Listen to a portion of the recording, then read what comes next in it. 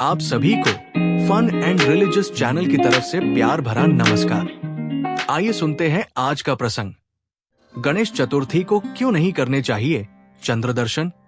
हमारे धर्म ग्रंथों के अनुसार गणेश चतुर्थी को चंद्र दर्शन नहीं करने चाहिए, क्योंकि इस रात्रि को चंद्र दर्शन करने से झूठे आरोप लगते हैं। इस संबंध में हमारे धर्म ग्रंथों में दो कथाएं हैं। पहली कथा ये बताती है कि चंद्र दर्शन क्यों नहीं करना चाहिए, जबकि दूसरी कथा को सुनने से भूलवश हुए चंद्र दर्शन का दोष नहीं लगता है। भगवान गणेश को गज का मुख लगाया गया तो वे गज वदन कहलाएं और माता पिता के रूप में पृथ्वी की सबसे पहले परिक्रमा करने के कारण अग्रपूज्य हुए।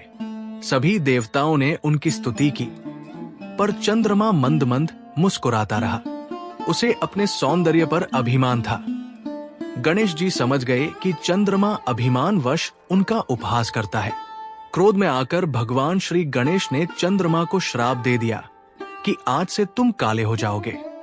चंद्रमा को अपनी भूल का एहसास हुआ।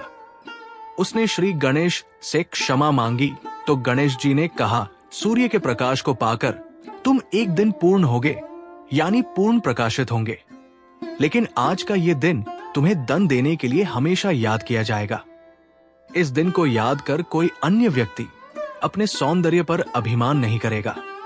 जो कोई व्यक्ति आज यानी भाद्रपद मास के शुक्ल पक्ष की चतुर्थी के दिन तुम्हारे दर्शन करेगा, उस पर झूठा आरोप लगेगा। इसीलिए भाद्रपद माह की शुक्ल चतुर्थी को चंद्र दर्शन नहीं किया जाता। सत्राजित नाम के एक यदुवंशी ने सूर्य भगवान को तप से प्रसन्न कर स्यमंतक नाम की मणि प्राप्त की थी। वो मणि प्रतिदिन स्वर्ण प्रदान करती थी। उसके प्रभाव से पूरे राष्ट्र में रोग, अनावृष्टि यानी बरसात न होना, सर्प, अग्नि, चोर आदि का डर नहीं रहता था।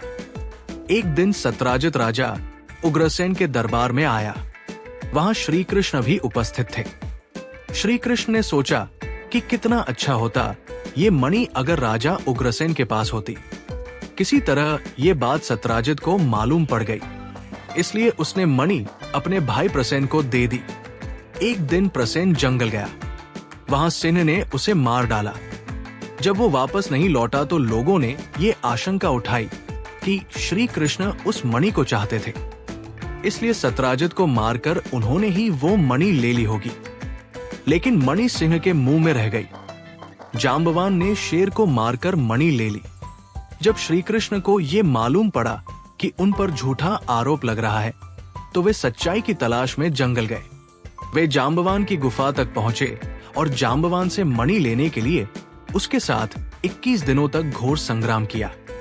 अंततः जांबवान समझ गया कि श्री कृष्ण तो उनके प्रभु हैं। त्रेता युग में श्रीराम के रूप में वे उनके स्वामी थे। जांबवान ने तब खुशी खुशी वो मणि श्री कृष्ण को लौटा दी तथा अपनी पुत्री जांबवंती का विवाह श्री कृष्ण से करवा दिया। श्री कृष्ण ने वो मणि सत्राजित को सौंप दी। सत्राजित ने भी खुश होकर अपनी पुत्री सत्यभामा का विवाह श्री कृष्ण के साथ कर दिया।